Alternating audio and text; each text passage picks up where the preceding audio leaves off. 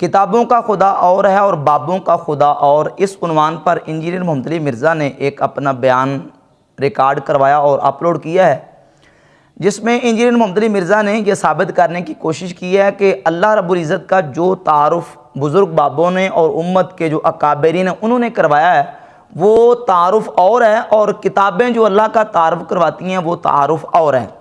اور اس میں کچھ چند مثالیں پیش کی ہیں، سارا ڈیٹیل لیکچر اس کا میں اگر جواب پیش کروں تو کافی وقت درکار ہے، سب باتوں کا جواب جو تفصیلاً دیا جائے تو بہت سارا وقت لگتا ہے۔ مشتے از خروارے، یعنی ایک ڈیرے میں سے ایک سمجھے مٹھی بھر کے میں آپ کے سامنے چند چیزیں رکھوں گا جس سے یہ بات بالکل واضح ہوگی کہ انجینئر محمد علی مرزا نے بہت ساری کذب بیانیاں، غلط بیانیاں اور بہت ساری خلاف واقعہ اور خلاف حقیقت باتیں کر کے اپنے اس بیان کو لوگوں کے دلوں سے صوفیہ کی محبت نکالنے کے لیے اور اہل سنت و جماعت کا بغض بھرنے کے لیے اس نے استعمال کیا ہے۔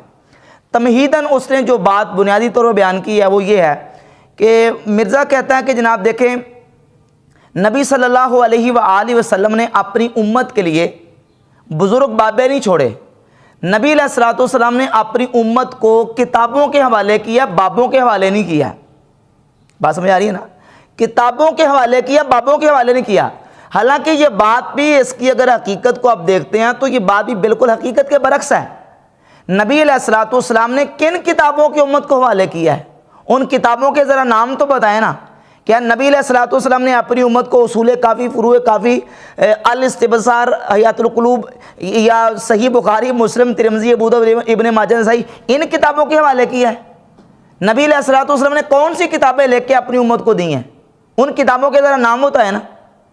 اور مرزا کے چاہنے والے اور مرزا کے جو فالورز ہیں ان مرزا سے پوچھیں کہ وہ کون سی کتابیں جو نبی علیہ الصلوۃ والسلام نے لکھ کے اپنی امت کو دی ہیں کہ ان کتابوں کے تم نے پیچھے چلنا اور ان کتابوں کے مطابق تم نے چلنا ہے۔ نبی علیہ الصلوۃ والسلام نے تو قرآن مجید جو اللہ کی کتاب ہے وہ بھی کتابی شکل میں اپنی امت کو نہیں دی، بلکہ سرکار دو عالم صلی اللہ علیہ وآلہ وسلم کے صحابہ کرام رضی اللہ تعالیٰ عنہ میں سے سیدنا عثمان غنی رضی اللہ تعالیٰ عنہ کے دور میں قرآن مجید کتابی شکل میں مکمل جو ہے نا وہ جمع کیا گیا اور پھر اس کے نسخے پوری امت میں وہ پھیلے ہیں۔ تو نبی علیہ الصلوۃ والسلام نے تو قرآن مجید بھی کتابی شکل میں امت کو نہیں دیا، اگرچہ لکھا ہوا تھا لیکن کتاب نہیں تھی مکمل بنی ہوئی۔ باقی حدیث کی جو کتابیں ہیں ان کا تو ان کے بارے میں تو یہ دعویٰ کیا نہیں جا سکتا۔ اور پھر جو حدیث کی کتابیں جو انجینئر محمد علی مرزا نے اپنے ڈیسک پہ سامنے رکھی ہوتی ہیں، مثلا مثال کے طور پہ صحیح بخاری ہے، مسلم ہے، مشکات، دیگر کتابیں ہیں، یہ کتابیں جن کے بارے میں کہتا ہے کہ نبی علیہ الصلوۃ والسلام نے ہمیں کتابوں کے حوالے کیا ہے، انہی کتابوں کے بارے میں خود اپنے بیانات میں کہہ چکا ہے کہ ان کتابوں میں نبی علیہ الصلوۃ والسلام کی گستاخی ہیں۔ مثال کے طور پر صحیح بخاری کی 6982 نمبر روایت ہے جس میں نبی پاک صلی اللہ علیہ وآلہ وسلم کے بار بار خودکشی کرنے کا ذکر موجود ہے کہ نبی علیہ الصلوۃ والسلام نے خودکشی کرنے کا ارادہ کیا، بار بار ارادہ کیا ہے۔ یہ صحیح بخاری میں 6982 نمبر یہ روایت کی جو اس کا حصہ ہے، اس پر مرزا اپنے کومنٹس اور تبصرہ دے چکا ہے کہ یہ نبی علیہ الصلوۃ والسلام کی گستاخی ہے۔ تو اگر نبی علیہ الصلوۃ والسلام کی ان کتابوں میں گستاخی ہے تو تم یہ کیسے کلیم اور دعویٰ کر سکتے ہو کہ یہ کتابیں نبی علیہ الصلوۃ والسلام نے اپنی امت کے لیے چھوڑی ہیں اور ان کتابوں کے نبی علیہ الصلوۃ والسلام نے اپنی امت کو حوالے کر دیا ہے؟ اور پھر انہی کتابوں میں سے مشکات جو ہے، مشکات میں مستہ احمد بن حنبل میں امام بخاری رحمۃ اللہ کی الادب المفرد کتاب ہے، اس میں یہ بات جو ہے نا وہ روایت جو ہے وہ موجود ہے، امام حسن بصری کی جو ان والی روایت ہے کہ نبی علیہ الصلوۃ والسلام نے فرمایا کہ من تعزب بأعضاء الجاہلیت فأعدوا ولا تکنوا، جو اپنے جاہلیت کے نسب پہ فخر کرے تو اسے کہو کہ اپنے باپ کا اعلیٰ تناسل اپنے منہ میں رکھ لے اور کنایا نہ کرے۔ یہ مشکات میں روایت موجود ہے، الادب المفرد میں ہے، مستہ احمد بن حنبل میں ہے، اور اس روایت کو مرزا کہہ چکا ہے کہ یہ نبی علیہ الصلوۃ والسلام کی گستاخی اور بے ادبی ہے۔ تو جن کتابوں کو تم کہہ رہے ہو کہ ان کتابوں کے نبی علیہ الصلوۃ والسلام امت کو حوالے کر کے گئے ہیں، ان کتابوں میں تو تمہارے قول کے مطابق اللہ کے رسول علیہ الصلوۃ والسلام کی گستاخی ہیں، تو کیا اللہ کے نبی علیہ الصلوۃ والسلام ان گستاخیوں والی کتابوں کے حوالے کر کے گئے امت کو؟ یہ دعویٰ ہی اس کا بالکل باطل ہے۔ اب دیکھو نا کس انداز سے یہ دجل کر کے لوگوں کو جو نا وہ کس طرح ورگلاتا ہے اور گمراہ کرنے کی کوشش کرتا ہے۔ نبی کریم صلی اللہ علیہ وآلہ وسلم نے اپنی امت کو بابوں کے حوالے کیا ہے۔ امت کے سب سے بڑے بابے سرکار دو عالم علیہ الصلوۃ والسلام کے صحابہ کرام رضی اللہ تعالیٰ عنہم اجمعین ہیں، خلفائے راشدین ہیں۔ سب سے بڑے بزرگ بابے کون ہیں؟ خلفائے راشدین۔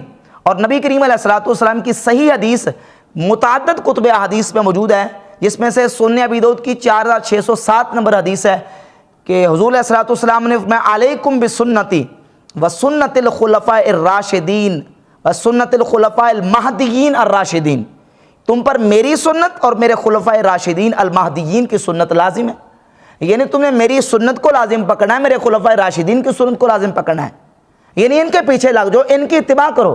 تو نبی علیہ الصلوۃ والسلام نے تو اپنی امت کو خلفاء راشدین کے حوالے کیا، ان کے پیچھے چلو، ان کی اقتداء کرو اور ان کی اتباع کرو۔ اور اس کے علاوہ ابن ماجہ شریف میں، سنن ابن ماجہ میں حدیث نمبر 97 اور المستدرک علی الصحیحین میں 4510 نمبر حدیث ہے۔ السنہ امام ابن ابی العاصم کی کتاب، اس میں یہ حدیث موجود ہے۔ اور اس کے علاوہ مستدرک احمد بن حنبل میں بہت ساری حدیث کی متعدد کتابوں میں سند صحیح کے ساتھ البانی وغیرہ نے، امام حاکم نے، امام ذہبی نے، شعبہ ارناؤط نے، امام سیوطی رحمۃ اللہ علیہ نے اس حدیث کو صحیح کہا ہے کہ سرکار دو عالم علیہ الصلوۃ والسلام نے فرمایا اقتدوا بالذین من بعدی ابی بکر و عمر، میرے بعد ابو بکر و عمر کی پیروی کرو، ان کی اقتداء کرو، ان کے پیچھے چلو۔ تو حضور نے تو اپنی امت کو ابو بکر و عمر کے حوالے کیا ہے کہ ان کے پیچھے چلو۔ اور صحیح بخاری میں حدیث ہے 3659 نمبر کہ حضور علیہ الصلوۃ والسلام نے فرمایا، ایک عورت کو جب حضور کی بارگاہ میں آئی نا کہ یا رسول اللہ میں کل اگر آؤں تو آپ کو نہ پاؤں تو کیا کروں، تو فرمایا فاتی ابا بکر، تو ابو بکر کے پاس آ جانا۔ تو حضور نے تو امت کو حوالے کر دیا ہے خلفاء راشدین کے، صحابہ اکرام کے۔ تو امت کے سب سے بڑے جو بزرگ اور بابے ہیں وہ نبی کریم علیہ الصلوۃ والسلام کے صحابہ اکرام ہیں، پھر تابعین ہیں، پھر اتباع تابعین، ائمہ مجتہدین، امت کے فقہاء، محدثین، اولیاء، صلحاء، یہ امت کے بزرگ بابے ہیں۔ اور پھر جتنی حدیث کی کتابیں ہیں، حدیث کی ہر کتاب جو ہے وہ امت کے بزرگ بابوں نے ہی لکھی ہے۔ محدثین، فقہاء ہمارے بزرگ بابے ہیں نا۔ تم کہتے ہو کتابیں کی، کتابیں کن کی ہے؟ کتابیں نبیوں کی لکھی ہوئی تو نہیں ہے نا، کتابیں تو بزرگ بابوں کی لکھی ہوئی ہیں۔ ہاں، نبی علیہ الصلوۃ والسلام نے جو قرآن مجید اور اپنی سنت صحابہ اکرام رضی اللہ تعالیٰ عنہم کو دی، صحابہ اکرام نے قرآن مجید کو بھی کتاب کی شکل میں جمع کیا، اور پھر نبی کریم علیہ الصلوۃ والسلام کے صحابہ اکرام نے حضور کی سنت کو مضبوط حفظ کر کے، یاد کر کے، ضبط کر کے اس کو تابعین تک، تابعین اتباع تابعین تک، اور پھر امت کے محدثین نے ان احادیث کو جمع کیا، ان سنتوں کو جمع کیا ہے۔ تو بابوں سے سنت منتقل ہوتی ہوتی کتابوں تک آئی ہے۔ اگر بابوں کو دین سے نکال دیا جائے تو ان کتابوں کی تو باقی اتھینٹسٹی باقی نہیں رہتی۔ یہ کہتا کتابوں کا خدا اور بابوں کا خدا اور ہے۔ اور نبی علیہ الصلوۃ والسلام نے جو ہے وہ اپنی امت کو کتابوں کے حوالے کیا، بابوں کے حوالے نہیں کیا۔ کون سی کتابیں؟ ان کتابوں میں سے کسی کتاب کا نام تو بتاؤ نا کہ یہ کتاب ہے جو نبی علیہ الصلوۃ والسلام نے اپنی امت کو لکھ کے دی، کسی ایک کتاب کا نام۔ اور مرزا کے جتنے فالوور چاہنے والے ہیں، مرزا سے پوچھے کون سی کتاب ہے جس کے حوالے نبی علیہ الصلوۃ والسلام نے کتابوں کے اپنی امت کو کیا ہے، ایک کتاب کا نام بتائیں۔ اور جس کتاب کا نام بتائیں گے انشاءاللہ ہر کتاب کے بدلے 1,00,000 روپے انعام پیش کروں گا، اس کتاب کا نام بتائیں۔ یہ کتابیں جو تم ڈیسک پہ رکھ کے بیٹھے ہو، یہ کتابیں تو 250-300 سال بعد لکھی گئی ہیں۔ اور ان کتابوں میں جتنی احادیث لکھی ہیں، ہر حدیث میں جب محدث حدیث بیان کرتا ہے تو یہ لکھتا ہے کہ حدثنا فلان عن فلان عن فلان، سمعنا عن فلان عن فلان عن فلان، کہ ہم نے فلاں سے حدیث سنی، فلاں فلاں سے، فلاں فلاں سے، فلاں فلاں سے۔ تو ساری سن کے لکھی ہیں۔ یہ جو کہتا ہے یہ جو سنا کے چلتے ہیں، تو یہ سنا کے سننی ہے۔ تو جتنے محدثین ہیں وہ سنا کے سننی ہے۔ امام بخاری نے صحیح بخاری میں حدیث کو جمع کیا ہے، صحیح مسلم میں حدیث موجود ہے۔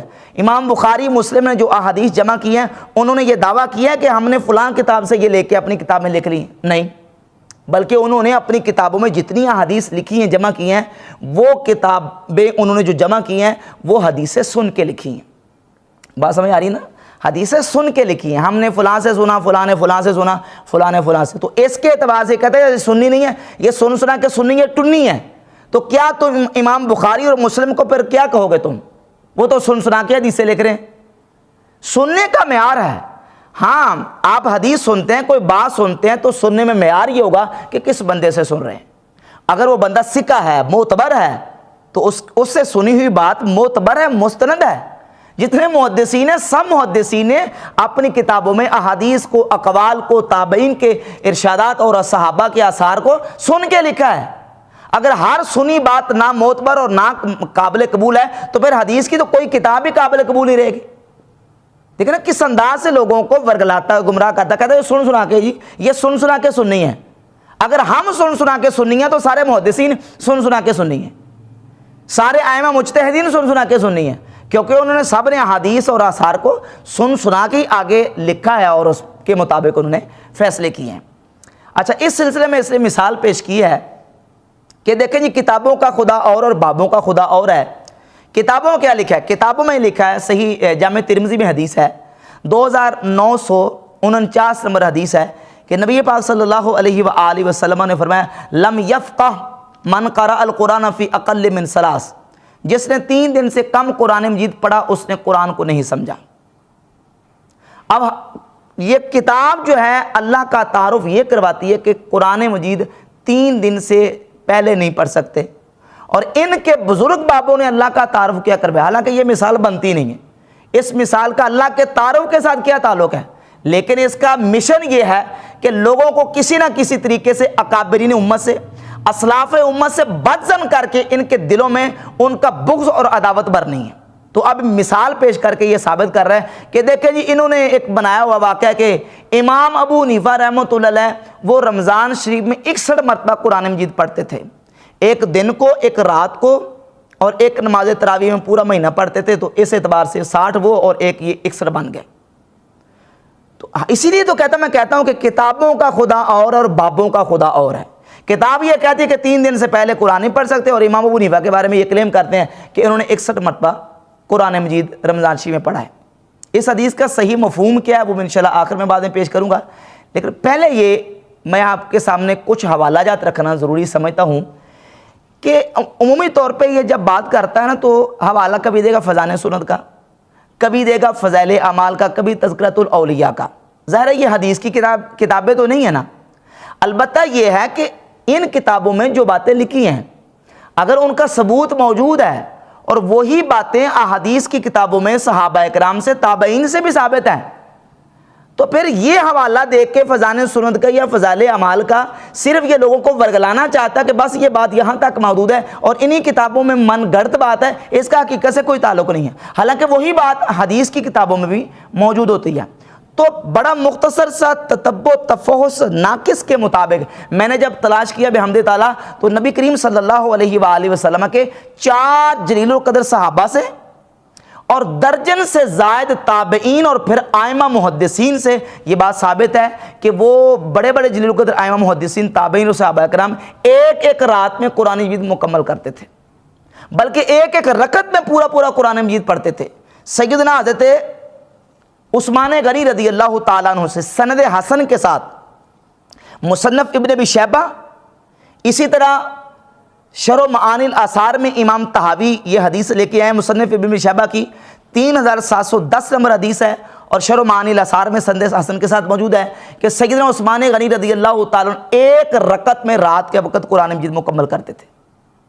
اسی طرح حضرت سیدنا تمیم داری رضی اللہ تعالیٰ عنہ بڑے جلیل القدر صحابی ہیں, شرح معانی الاثار کی حدیث نمبر 1912 ہے, اور مصنف ابن ابی شیبہ حدیث نمبر 3711 ہے.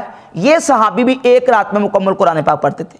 شرح معانی الاثار میں حدیث نمبر 1914 حضرت عبداللہ ابن زبیر رضی اللہ تعالیٰ عنہ جلیل القدر صحابی ہیں حضور علیہ الصلوۃ والسلام کے, یہ بھی ایک رات میں مکمل قرآن مجید پڑھتے تھے.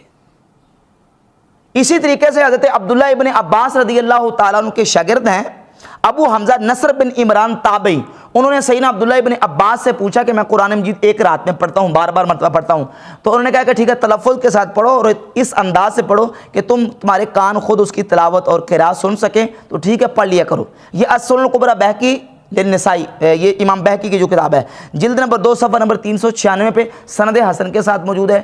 4 صحابہ کرام سے, ان کے سے تقریراً اور ان کے اپنے اعمال سے, اور جلیل القدر تابعین میں سے سیدنا سعید ابن جبیر رضی اللہ تعالیٰ عنہ شرح معانی الاثار میں اور مصنف عبدالرزاق میں 2850 نمبر روایت ہے کہ سیدنا سعید ابن جبیر ایک رات میں مکمل قرآن پاک پڑھتے تھے. مجاہد تابعی کتاب الاثار صفحہ کتاب الاذکار امام نووی کی صفحہ 116 میں موجود ہے کہ وہ مکمل قرآن پاک مغرب کی نماز کے وقت بیٹھتے تھے، عشاء کی نماز پڑھنے سے پہلے پہلے مکمل قرآن پاک پڑھ لیتے تھے۔ حضرت قتادہ بن دعامہ تابعی مکمل قرآن پاک رات کو پڑھتے، حلیۃ الاولیاء جلد نمبر 2 صفحہ نمبر 385۔ علقمہ تابعی کتاب الثقات ابن حبان جلد 5 صفحہ 205 میں۔ علی تابعی ہیں مصنف ابن ابی شیبہ میں، ان سے بھی ہے کہ وہ ایک رات میں قرآن پاک پڑھتے۔ اسود بن یزید نخعی یہ بھی رات میں قرآن پاک پڑھتے۔ امام اعظم ابو حنیفہ رحمۃ اللہ رمضان شریف میں 61 مرتبہ قرآن پاک پڑھتے، تاریخ بغداد جلد نمبر 3 صفحہ 354 پہ۔ اور اسی طرح ثابت بن اسلم بنانی سیدنا انس بن مالک رضی اللہ عنہ کے شاگرد ہیں، ایک رات میں مکمل قرآن پاک پڑھتے۔ امام مروزی کی کتاب ہے قیام اللیل صفحہ 64 پہ موجود ہے۔ اسی طرح سعد بن ابراہیم تابعی سے الطبقات الکبریٰ اور سیر اعلام النبلاء جلد نمبر 6 صفحہ نمبر 140 پہ موجود ہے، وہ ایک رات میں مکمل قرآن پاک پڑھتے۔ ابو ہارون محمد بن خزار الرازی تابعی الجرح والتعدیل جلد 7 صفحہ 245 پہ موجود ہے، وہ ایک رات میں قرآن پاک پڑھتے تھے۔ عبد الرحمن بن مہدی بہت بڑے جلیل القدر امام محدث ہیں، وہ 2 راتوں میں قرآن پاک پڑھتے۔ امام بخاری کے استاد ہیں علی بن مدینی، وہ ایک رات میں قرآن پاک پڑھتے۔ شعب الایمان جلد 2 صفحہ 399۔ اسی طرح امام شافعی رحمۃ اللہ سے سند حسن کے ساتھ حلیۃ الاولیاء کی جلد نمبر 9 صفحہ نمبر 143 پہ موجود ہے کہ امام شافعی رحمۃ اللہ بھی رمضان شریف میں پورے رمضان میں 60 مرتبہ قرآن پاک پڑھتے تھے، سند حسن کے ساتھ موجود۔ امام بخاری رحمۃ اللہ علیہ کے حوالے سے درجنوں مستند اور معتبر کتابوں میں موجود ہے کہ امام بخاری رحمۃ اللہ علیہ رمضان شریف میں 41 مرتبہ قرآن پاک پڑھتے تھے۔ کتنے مرتبہ؟ 41 مرتبہ۔ امام ابن حجر عسقلانی نے فتح الباری شرح صحیح بخاری کے مقدمہ میں صفحہ 466 پہ اس کو لکھا ہے، اور غیر مقلد بہت بڑے عالم عبدالسلام مبارک پوری، ان کی کتاب ہے سیرت البخاری، اس کے صفحہ 111 پہ لکھا ہے کہ امام بخاری رحمۃ اللہ علیہ رمضان شریف میں 41 مرتبہ قرآن پاک پڑھتے۔ شعب الایمان کی جلد 2 صفحہ 416 پہ لکھا ہے امام بخاری 41 مرتبہ قرآن پاک پڑھتے۔ اس طرح طبقات الحنابلہ جلد 2 صفحہ 275، اسی طریقے سے تاریخ دمشق جلد 15 صفحہ 48 پہ درجنوں کتابوں میں یہ بات موجود ہے کہ امام بخاری رحمۃ اللہ رمضان شریف میں 41 مرتبہ قرآن پاک پڑھتے تھے۔ اب مرزا یہ جو کہتا ہے صرف امام ابو حنیفہ کا نام لے کے، فضائل اعمال کا حوالہ دے کے، کبھی تذکرۃ الاولیاء کبھی میزان سنت کا حوالہ دے کے کہ کتابوں کا خدا اور ہے اور بابوں کا خدا اور ہے، تو آپ پھر یہ کیا یہ کہے گا کہ صحابہ کا خدا اور کتابوں کا خدا اور ہے؟ کیونکہ ایک رات میں تو ایک رکعت میں قرآن صحابہ بھی پڑھتے تھے، کیا ان کا خدا اور تھا اور کتابیں خدا کا اور تعارف کروا رہی؟ تابعین کا خدا اور کتابوں کا خدا اور ہے۔ امام بخاری کا، امام شافعی کا، امام ابو حنیفہ کا خدا اور کتابوں کا خدا اور ہے۔ سیدنا عثمان غنی تمیم داری عبداللہ بن زبیر رضی اللہ عنہ ان کا خدا اور کتابوں کا خدا اور ہے۔ اور پھر بڑی دلچسپ اور مزے کی بات یہ ہے، یہ جو حدیث ہے نا، اس کے مرکزی جو راوی ہے نا، جتنی اس کے طرق اور اسناد موجود ہیں جمع کر کے دیکھ لیں، اس کے مرکزی راوی ہیں امام قتادہ بن دعامہ تابعی، اور ان سے حلیۃ الاولیاء میں امام ابو نعیم اصفہانی نے یہ اپنی سند سے جلد نمبر 2 صفحہ 385 پہ رقم 2655 پہ لکھا ہے کہ امام قتادہ بن دعامہ تابعی اس حدیث کے مرکزی راوی وہ قرآن پاک کو رات میں مکمل کرتے تھے، ایک رات میں مکمل کرتے تھے۔ تو اب یہ جو حدیث ہے، جن بابوں کے ذریعے یہ حدیث جامع ترمذی میں آئی ہے، اس بابے کا عمل کیا ہے؟ وہ بابا عمل یہ کر رہا ہے کہ وہ ایک رات میں قرآن پاک مکمل پڑھ رہا ہے۔ تو اس کا مطلب ہے کہ قتادہ بن دعامہ تابعی کا خدا اور ہے، اور جامع ترمذی میں جو حدیث وہ لے کے آ رہے ہیں وہ خدا اور ہے، نعوذ باللہ تعالی۔ تو اگر خدا ہی ان کا اور ہے اور وہ خدا کا تعارف ہی اور کروا رہے ہیں، تو پھر ان کی حدیث کیسے معتبر ہوگی؟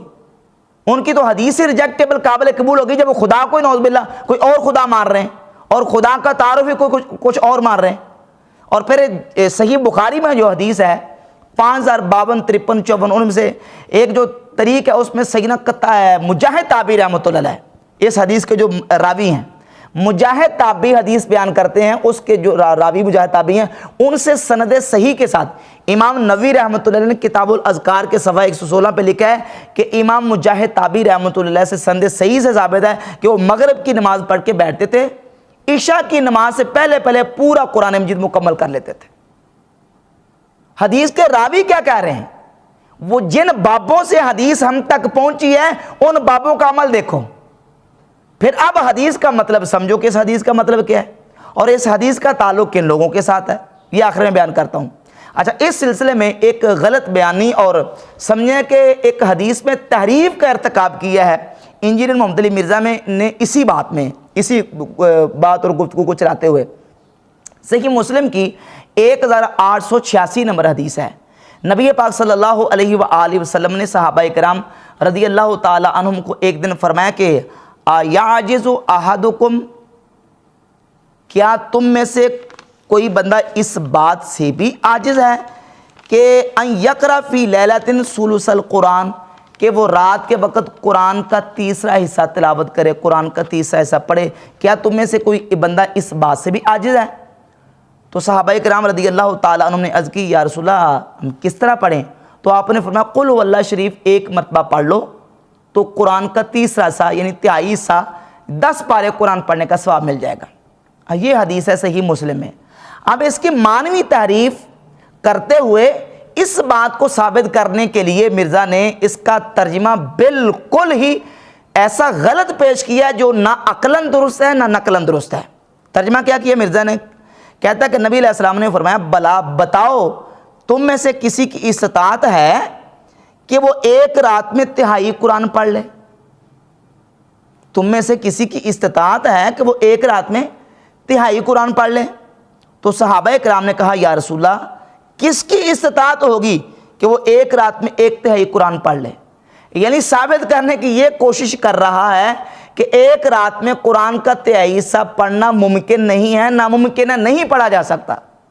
حالانکہ اس حدیث کا مطلب بالکل یہ ہے ہی نہیں، نہ عقلاً درست ہے نہ نقلاً۔ عقلاً تو اس طرح درست نہیں ہے کہ کسی بھی حافظ قرآن کو آپ بٹھا لیں، اس کو کہیں کہ 10 پارے قرآن پاک کے تلاوت کر دو، تو وہ آپ کو چند گھنٹوں میں قرآن پاک کے 10 پارے تلاوت کر کے دکھا دے گا کہ میں نے پڑھ لیے۔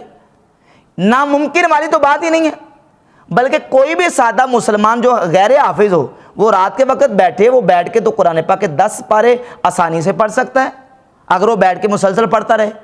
تو عقلاً تو یہ ناممکن ہے ہی نہیں، اور نقلاً بھی اس طرح ناممکن نہیں ہے کہ صحیح بخاری کی 5052 53 54 متعدد اس کے ترک موجود ہے، حدیث موجود ہے کہ نبی پاک صلی اللہ علیہ وآلہ وسلم کے جلیل القدر صحابی حضرت عبداللہ بن عمر ابن العاص رضی اللہ تعالیٰ عنہ، ان کی شادی ہوئی تو شادی کے بعد ان کے والد عمر بن عاص نے ان سے اپنی بہو سے پوچھا کہ بیٹی یہ بتاؤ کہ میرا بیٹا کیسا ہے، تمہارا شوہر کیسا ہے؟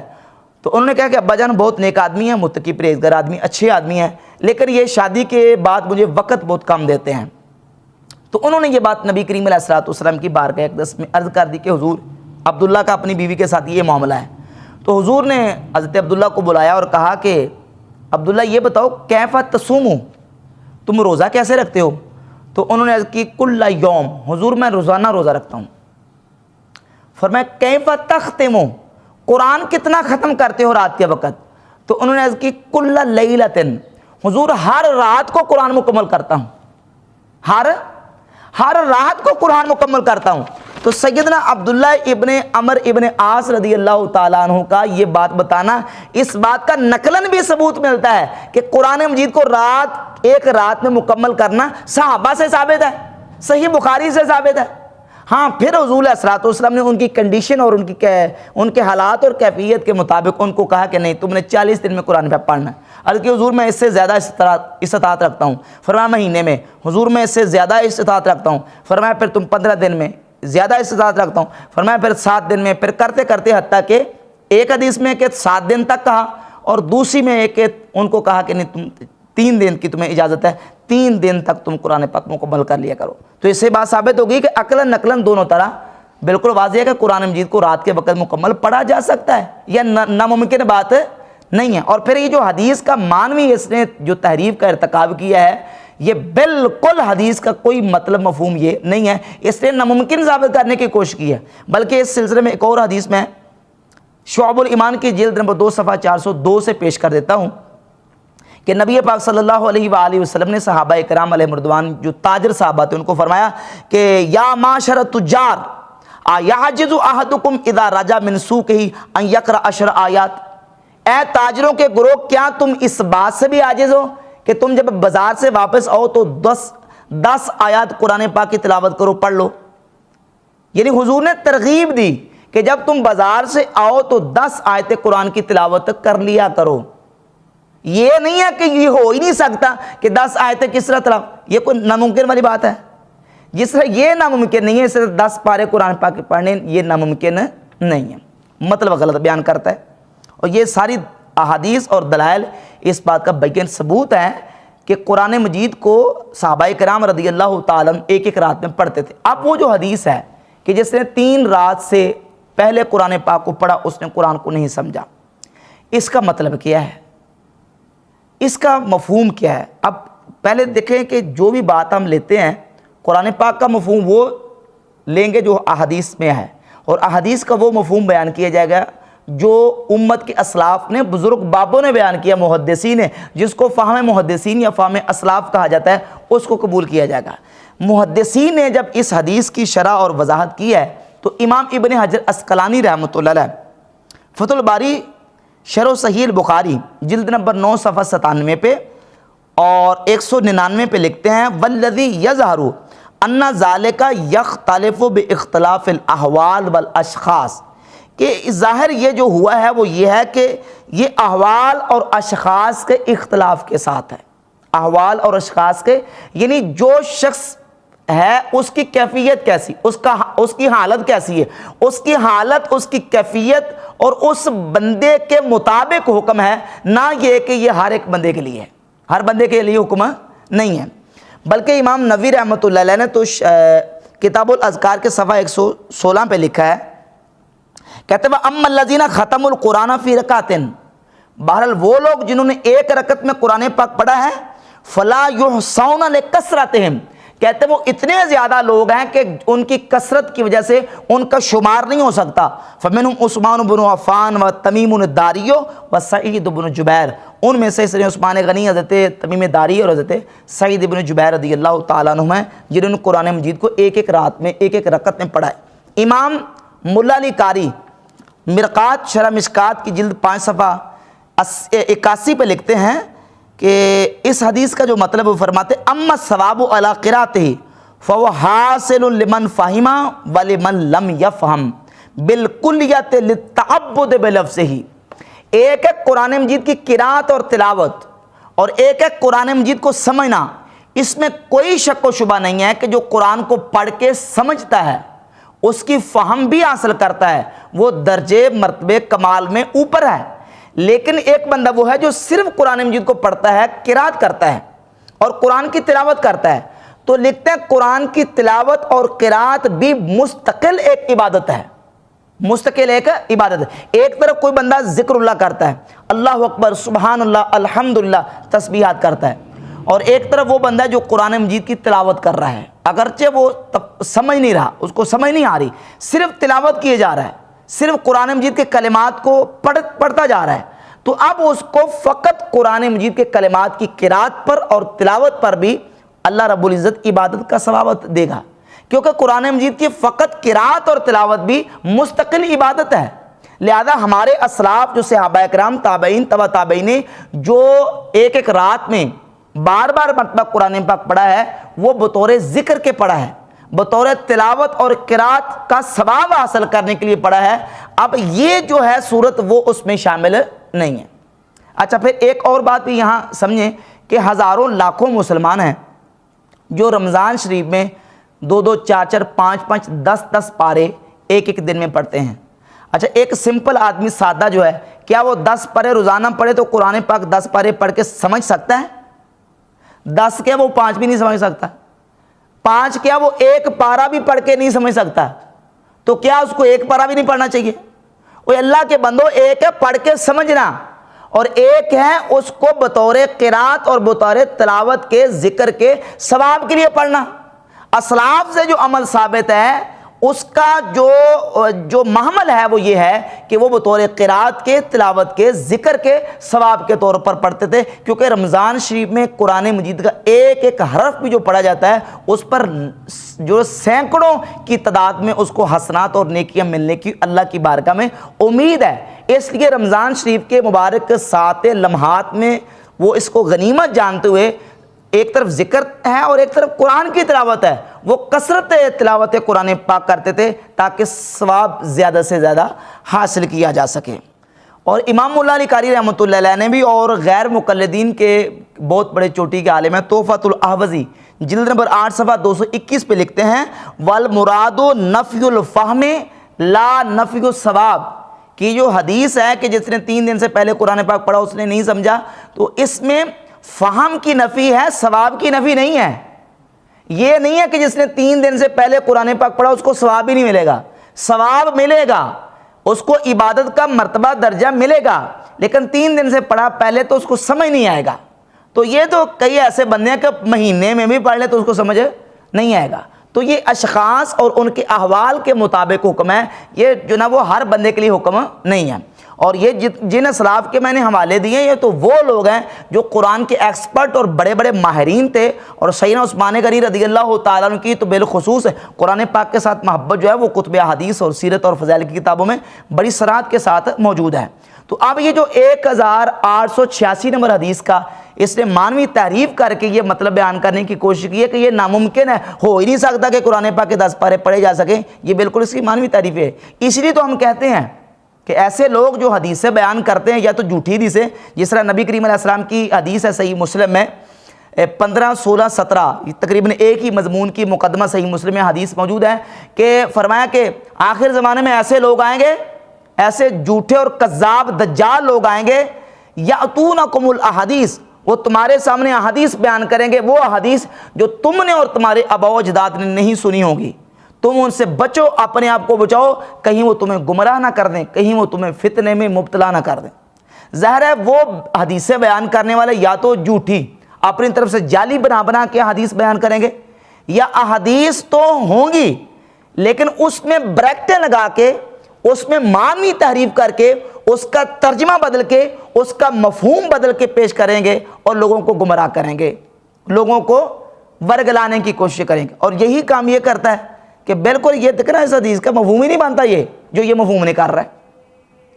تو اس لیے کتابوں کا خدا اور بابوں کا خدا اور یہ جو نعرہ لگاتا ہے نا، یہ پھر یہ نعرہ لگائے کہ نعوذ باللہ عثمان غنی کا خدا اور صحابہ کا خدا اور ہے، تابعین کا خدا اور ہے، صرف امام ابو حنیفہ کی بات نہ کرے، صرف فضائل سنت یا فضائل اعمال یا تذکرۃ الاولیاء کی بات نہ کرے، یہی باتیں جو ہیں وہ معتبر اور مستند حدیث کی کتابوں میں موجود ہیں۔